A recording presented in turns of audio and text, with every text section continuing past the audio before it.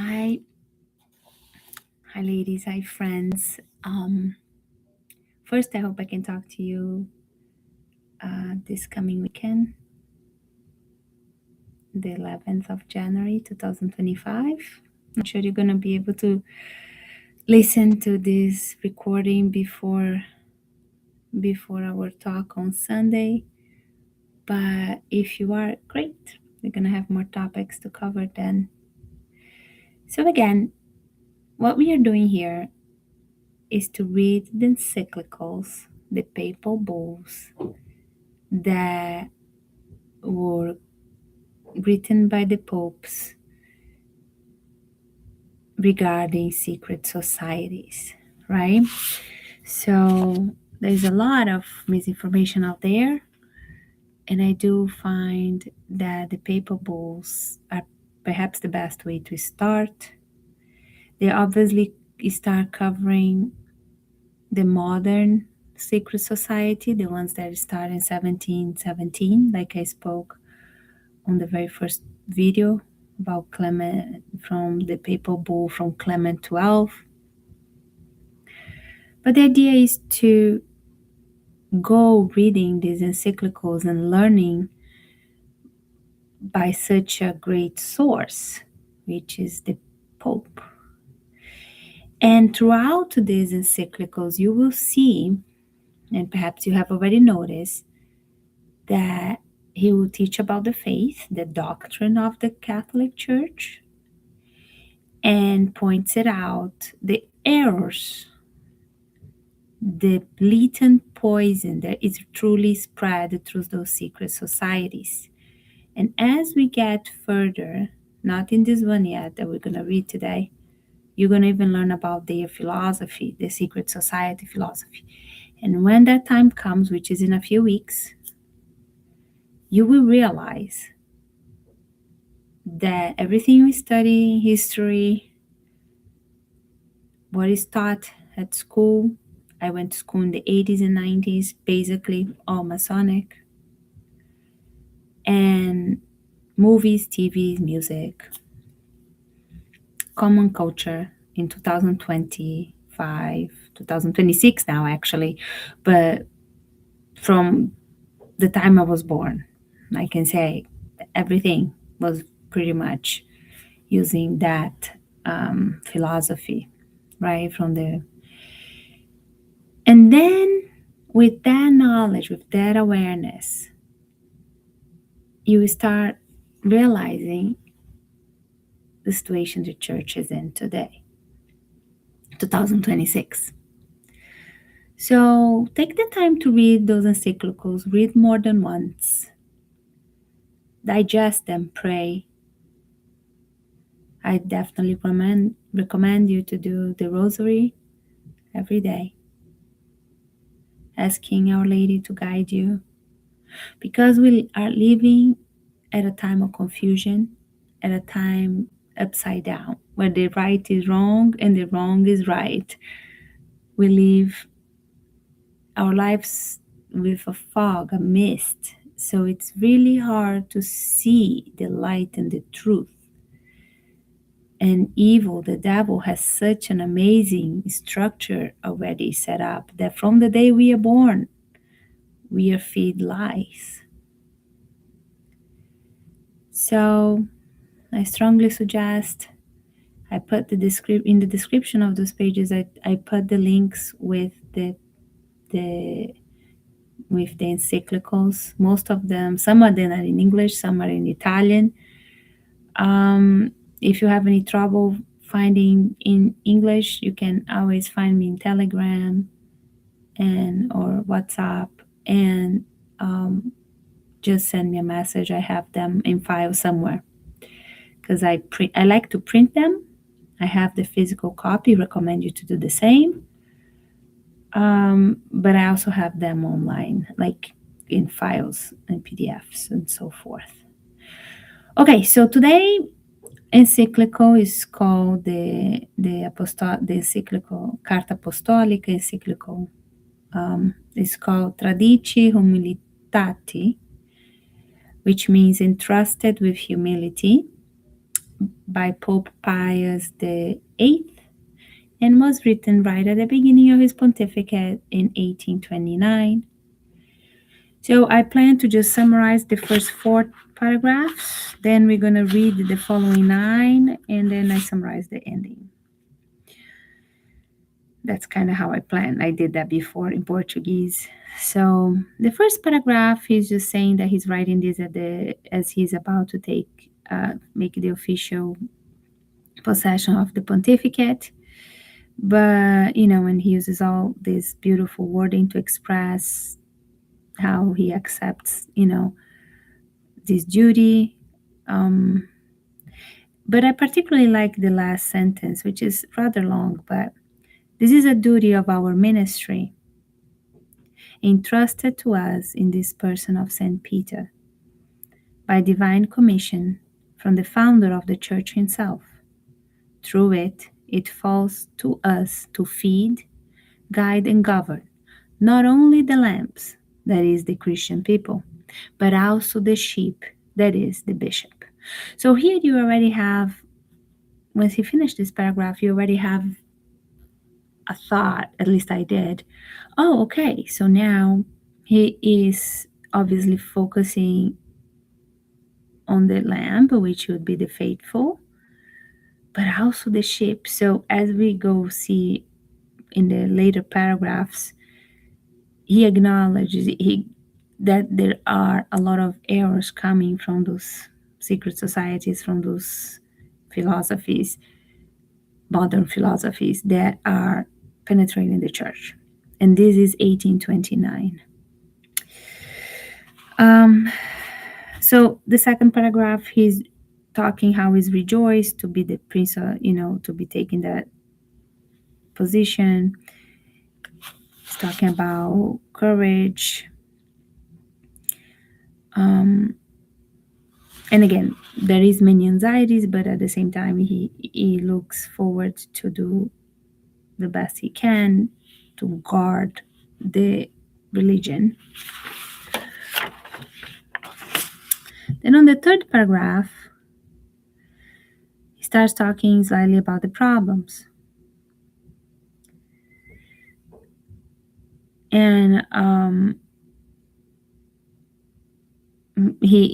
a lot of the problems that are coming, no need to remind you that no one should abandon the place of guardianship of the flock entrusted to him, nor with the care and diligence of the choice sacred ministers must be approached. So again, asking those that are reading to keep up the good work.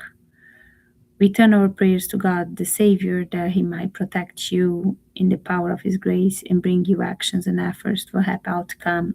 Now he's talking to the bishops, right? Don't abandon the faith, don't abandon your flock, keep up the good work. The fourth paragraph, he then starts talking how he has obviously many reasons to remain sorrowful, right? Then he ends the paragraph saying, we speak of the innumerable errors and perverse doctrines that fight against the Catholic faith, no longer in secret and hidden, but with open fury. So he basically saying that, look, there is a war, there is a battle for the truth, and there is a battle of those doctrines with the Catholic Church, right? That is putting in danger the flock because it's spreading basically like wildfire. Remember the last papal bull by Leo XII, I believe? He already acknowledges these secret societies are present in universities. Right, so it is spreading. Okay, fifth paragraph, I find that is extremely important. I'm going to read word by word, and I have slightly some comments towards once I finish. So here we go. You know how wicked men have raised banners of war against religion, resorting to philosophy, of which they proclaim themselves doctors, and to vain sophisms drawn from worldly ideas. This holy Roman see of the most blessed Peter upon which Christ founded his church, is especially persecuted. Little by little, the bonds of its unity are broken. The authority of the church is undermined. Sacred ministers are isolated and despised. The most virtuous precepts are rejected. Divine rights are ridiculed. The worship of God is abhorred by the sinner. And here he makes a mention to the book of Sirach 1, verse 32. Then he continues, everything pertaining to religion is regarded as old fable and vain superstition. We say with tear, indeed the lions roar over Israel. Here he makes a mention of Jeremiah 2:15. Then he continues, indeed, they gathered against God and against Christ. Indeed, the wicked cried out to destroy Jerusalem, destroy it even to its foundations. Psalms 137:7. So here he's obviously making a criticism to the philosophy because this is 1829. So here we are full. The modern philosophy is taking, is spreading, and how their way of thinking is very mundane, very much based on, when we compare modern philosophy to scholastic, for instance, the main difference is that everything is towards man, what man is capable of doing, whereas, scholastic has a much deeper perspective. So here he makes that criticism, and how they obviously now, because the focus on the 19th century becomes man and what man can do, what man can develop, and it's putting religion and God in the back seat. That's basically what he's saying here. Paragraph 6.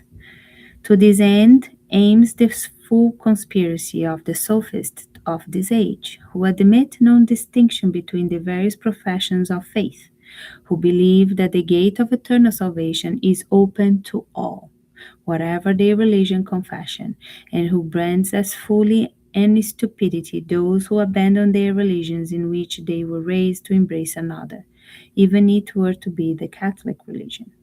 Certainly, it is horrid project of impiety to attribute the same praise to truth and error, to virtue and vice, to honesty, to baseness.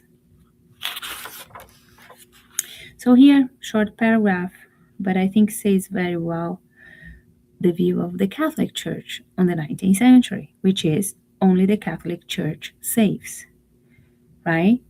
Only the Catholic religion is true. And anything that is not in agreement to that is false. And anything that attributes the same praise to what is truth and to what is error, right, is impiety. It's unacceptable, right? You cannot give the same praise to virtue and vice. And if we think about it, in 2026, this is where we are.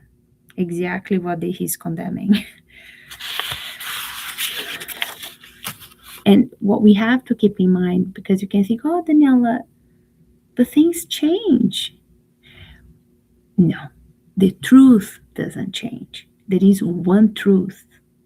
The truth is solid and perenne. It doesn't. That's why the Catholic institution has lasted for this long, for almost 2,000 years, because it was based on truth, on a solid ground and a rock.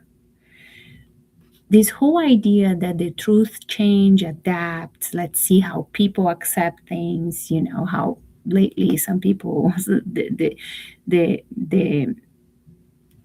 Pope in the Vatican says now, oh, let's see how people take it. When he was recently in an interview, he didn't say in those words, but he meant that doctrine doesn't change. What's right's right, what's wrong is wrong. That doesn't change. God is very specific and direct. So was the Catholic Church before Vatican II. And in a document like this, you can truly see there is no ambiguous language. Anyways, paragraph 7.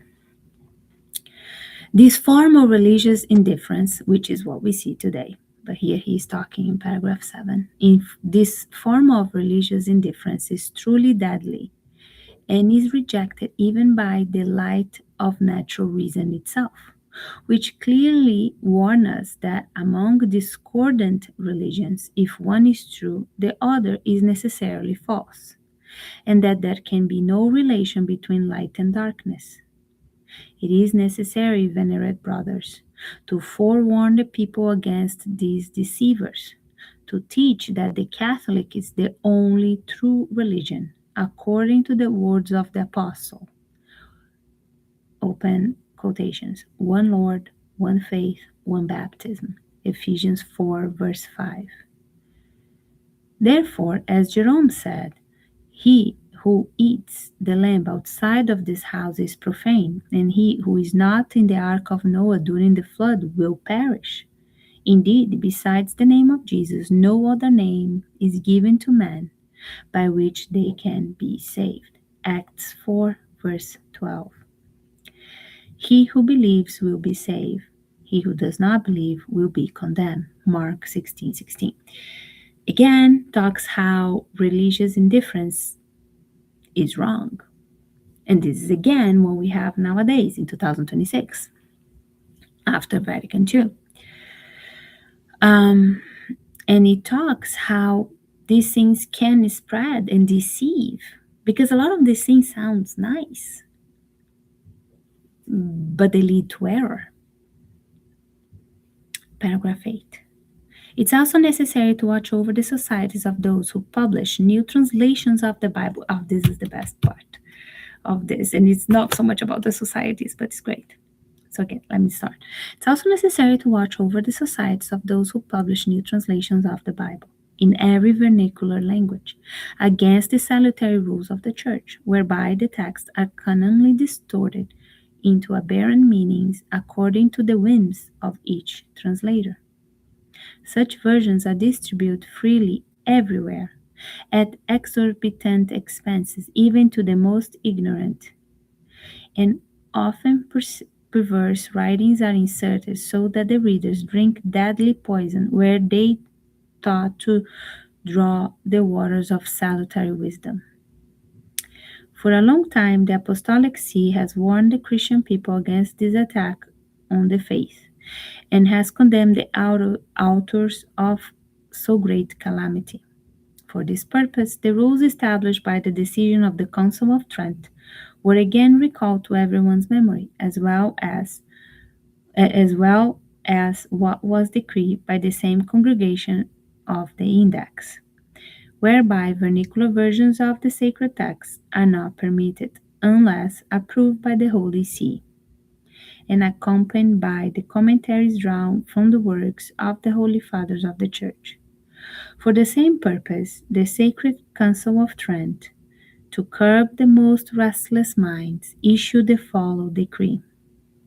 In matters of faith and moral, pertaining to the Christian doctrine, no one shall to dare to rely on its own judgment, and twist the sacred scriptures according to its own fancy, or interpret it in the sense different from which the Holy Mother Church has always held, or contrary to the unanimous consensus of the Fathers. Although it is evident from this canonical decree that such snares against the Catholic religions have long been repelled, nevertheless, our recent predecessor of happy memory, full of solicitude for the safety of the Christian people, took care to suppress those nefarious audacities that they saw renewing everywhere, and on the subject published severe apostolic letters. Use the same arts, venerable brothers,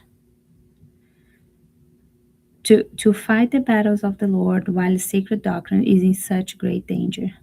so that the deadly poison does not spread in your flock, bringing ruin even to sovereigns. So here is a perfect example of what I went through when I was coming back to Christianity. I didn't went straight to the Catholic Church again.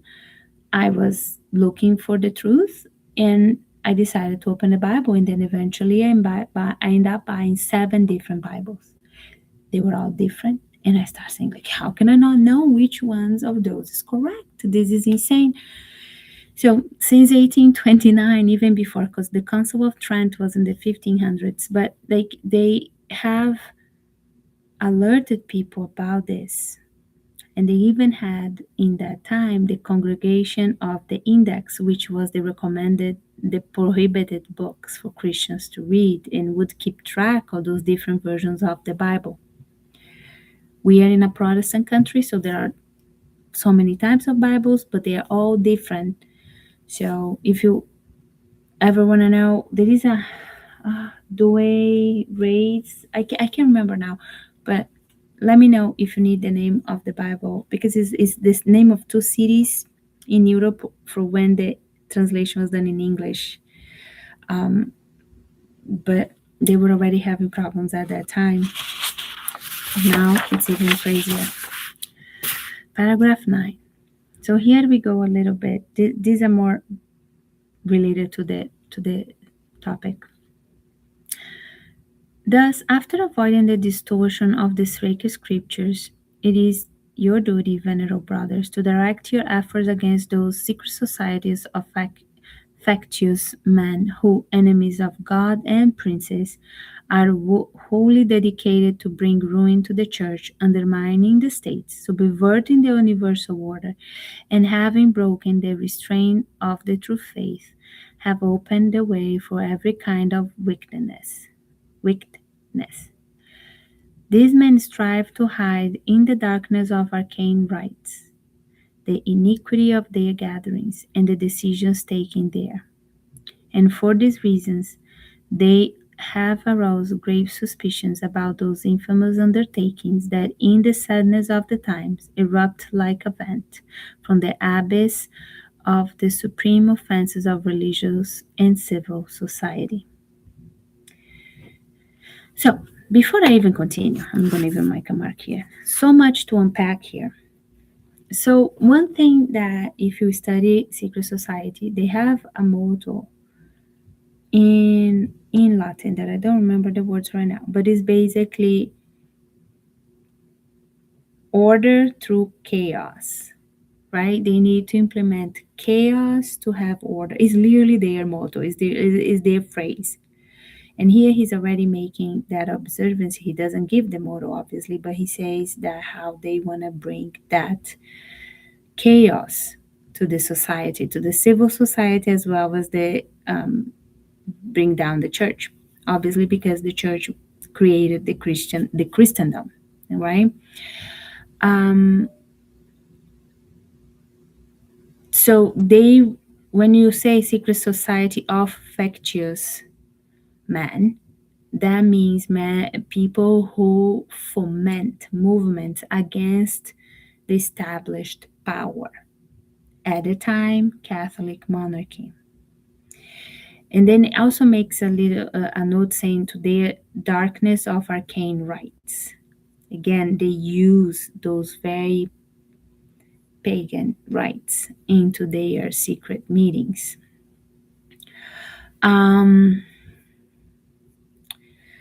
So again, 1829, there were plenty of smaller revolutions happening in Europe against monarchy and the church itself, obviously, all fomented by those societies. So there were many other revolutions that happened in Europe after the French Revolution, not as well known though, but there were plenty. Okay, continue in paragraph 9 now. Therefore, the supreme pontiffs, Clement XII, Benedict XIV, Pius VII, and Leo XII, wrote all those encyclicals. So then he names the encyclical each of them read, which is all in the channel, of whom we are successors through far inferior merit, excommunicated those secret societies, whatever the name, with public apostolic letters, whose provisions we confirm in the fullness of our apostolic power, ordaining their scrupulous observance. With all our zeal, we shall watch that the church and civil society suffer no harm from the conspiracy of such sects, and we invoke your daily diligence in this undertaking, so that putting on the armor of constancy and strongly reinforcing the unity of spirit, we may sustain our common cause, or rather the cause of God, in order to destroy the bulwark erected by the full impiety of wicked men. So again, he names the encyclicals, right, validating them again on his pontificate. So the excommunication is still being the punishment, right? No matter what name, again, and as and he's asking for those reading the letter, those bishops, to work with zeal to raise or try to those societies, those people from their parish, I guess you could call it. Obviously, didn't do very well, but here you see his plea. Paragraph 10. Among all these secret societies, and here it gets interesting, we have decided to describe one in particular recently formed with the aim of corrupting the minds of adolescents attending gymnasia and lyceums, which is high school. These sects commonly strives to appoint corrupt teachers who lead pupils along the path of Baal, which is a demon, with doctrines contrary to God, well knowing that the minds and morals of students are shaped by the precepts of their instructor. So here again, I think it was Leo XII or Pius VII realized that the universities were filled with those secret societies. And now here we are, Pius VIII, and not only university, now high schools. And he pointed out the pupils are shaped in the precept of their instructor. So, how important are the teachers for your kids? How important are the teachers for our kids in our society? Very important, because they shape the next generation. Paragraph 11. We are therefore led to deplore with groans that the license of youth has reached to the point of removing the fear of religion, rejecting the discipline of morals, opposing the sanctity of the purest doctrine, trampling the rights of religions and civil authority, no longer feeling shame for any crime, any error, any audacity, so that of them we can say with Leo the Great. Leo the Great was the first pope called Leo in the 400s, and he said in one of his sermons, "The law is falsehood. Their law is falsehood. The devil is their religion. Baseness their worship. Remove all these evils from your diocese, O brothers, and as far as your authority and influence allow, ensure that men eminent not only in literature, culture, but above all in purity of life and piety are entrusted in the education of with the education of youth." So here he makes a plea to again be very selective of those clergy that are going to be leading the youth, or um, who is going to be teaching the kids has to be somebody who is piety and is pure at heart, right? That there is no risk that they belong to these societies that will corrupt the youth. And here there is another interesting point that I learned on my studies on Christendom. This whole I grew up, and I know my parents grew up like that. My mom grew up like thinking like that too, with the sense that once you turn into a teenager, you will go against your parents. You're gonna revolt. You're gonna, just test it out. That is not how people were in the olden days in Christendom, because the Catholic doctrine taught people to not do that, right? To in fact be respectful, follow the religion, be pious, be holy, strive to be holy, right? this whole idea of revolting the generation one against the other, like we see now, this is a result of this societies that are contaminating, right, the youth from the 1800s, perhaps even earlier, because now he's talking about it, so now he's obviously can find that. But how long before until it was truly perceived, I don't know. Things didn't move as fast as they move nowadays, that's for sure. So just something to keep in mind, that it took me a while to realize that too. Anyways, paragraph 12. So three more, and then I will just close it. In this regard, watch with the most diligent solicitude over the seminaries, right? Because now here it is, it's in there. Upon which fathers of the Council of Trent specially entrusted supervision to you. From the seminaries must come those who who fully educated in the Christian and ecclesiastical discipline and in the principles of the soundest doctrine, will show such devotion in fulfillment their divine mysteries, such in learning, in educating the people, such severity of morals that their ministry will be esteemed even by the profane, and they will be able with virtuous words to remove those who stray from the path of justice. We ask your solicitude for the good of the Church, to devote all your zeal to the choice of those whom the care of souls will be entrusted, since the salvation of the people depends chiefly on the careful choice of pastors. And noting and nothing contributes more to the ruin of the souls than being guided by those who seek their own interests and not that of Jesus Christ, or by those who poorly imbued with true knowledge are tossed about by every wind and do not know how to lead their flock to a salutary pastures. They either do not know or despise. So here we can come to the conclusion that there are bad priests being ordained because he's clearly saying, do not choose those to lead your flock, right? To lead the people, to be in contact with the people, especially those that despise or perhaps don't know deeply the true doctrine, right? Once I watched a video, I believe, about Fatima, the secrets of Fatima. It was an interview that Sister Lucia gave before 1958, one of the last ones.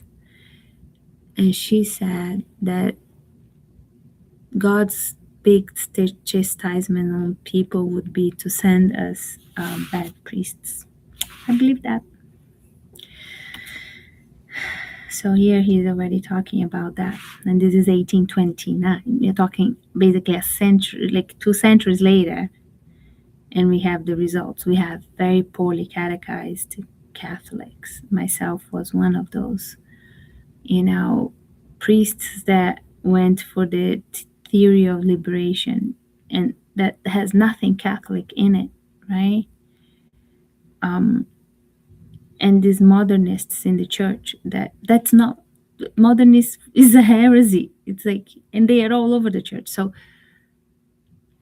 it's the result of not listening to all those papal encyclicals, lack of prayer, I believe, and fasting. Okay, 13. Since the pestilential books proliferate everywhere beyond measure, whereby the teachings of impious spread like cancer throughout the body of the church, 2 Timothy 2:17, verse 17.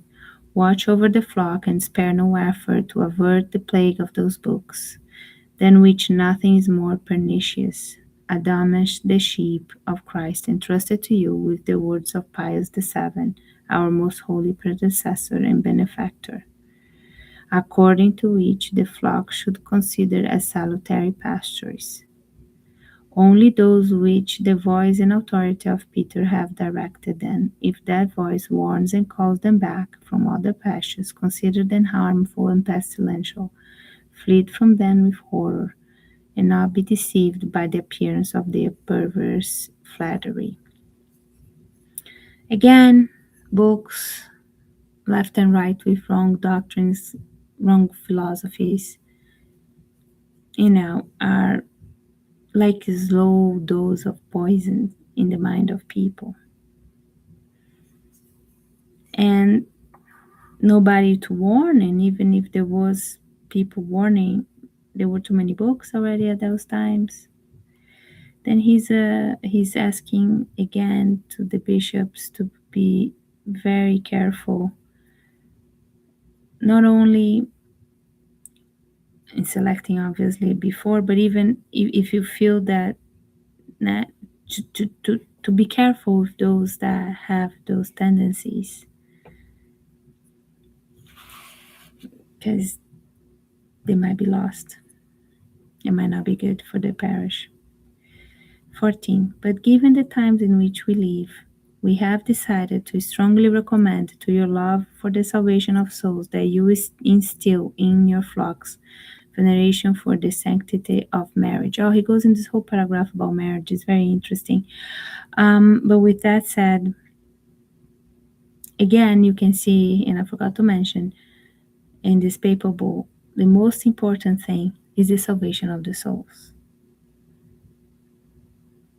The Pope's message prior Vatican II is always about that.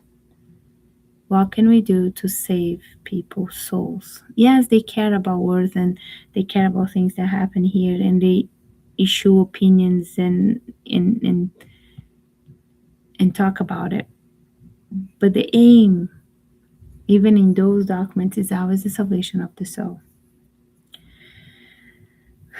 Anyways, I'm going to start again the 14. But given the times we're living in, which we have decided to strongly recommend that your love for the salvation of souls, that you instill in your flocks veneration for the sanctity of marriage, so that nothing ever happens to diminish the dignity of this great sacrament, offend the purity of the marriage bed, or cast any doubt on the indissolubility of the martial bond. This goal will be achieved if the Christian people are fully convinced that marriage is subject not only to human laws, but also to divine law, that it must be considered a sacred good and not merely a earthly reality, and therefore wholly subject to the Church. Indeed, the marital bond, which formerly had no other purpose than procreation and perpetuation of the species, has now been elevated by Christ the Lord to the dignity of the sacrament and enriched with heavenly gifts, inasmuch as grace perfects its natures. Therefore, that bond is gladly not so much by offspring as by educating them for God and his divine religion. Because the duty of parents in the true doctrine of the church is to educate your children to be Catholic and to know the truth. That is your responsibility as parents. Perhaps the utmost responsibility. Did you teach the faith to your children? It is your main obligation as parents. Thus, it tends to increase the number of worshippers of the true God, right? So here he's saying you must, like, the people need to be aware of the sanctity of the marriage and their obligation of educating the offspring in God and in his divine relation. Thus it tends to increase the number of worships of the true God. It follows that this marital union, of which God is the author, represents the perpetual and sublime union of Christ. the Lord with the church, and that this most close union between husband and wife is a sacrament, that is, sacred sign of Christ's immortal love for his bride.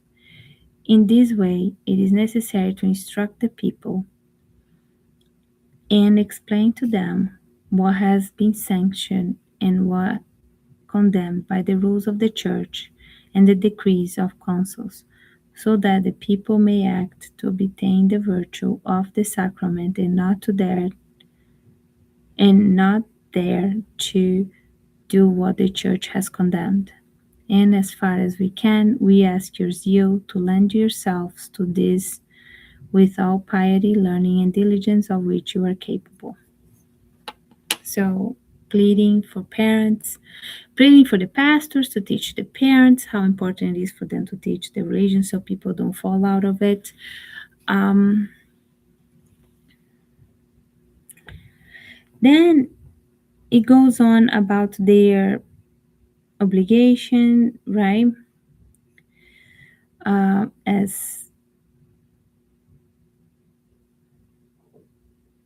let me just check here.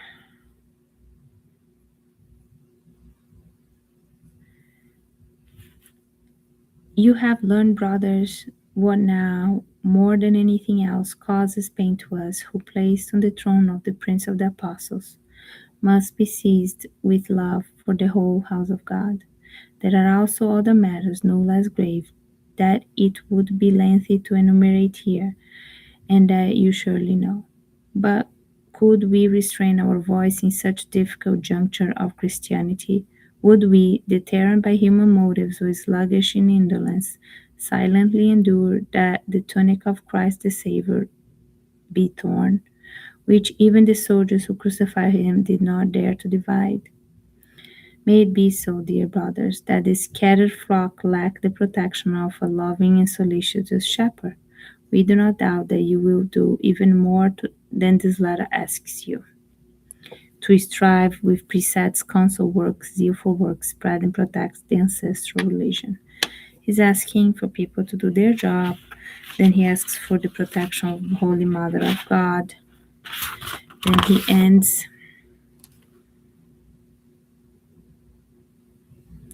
protection also for Peter and Paul,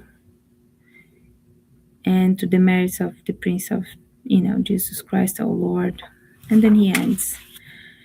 So this particular encyclical is very interesting. I'm sorry, 42 minutes. I guess I talked too much.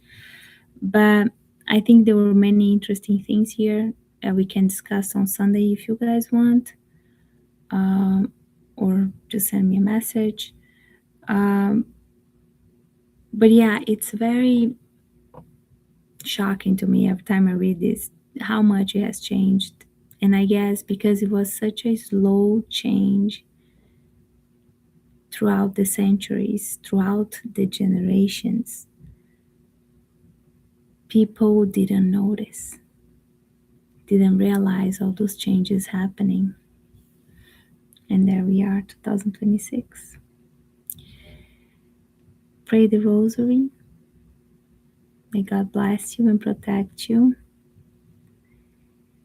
And it's good to be reading these documents, at least I find so. I hope you find it too. Bye bye.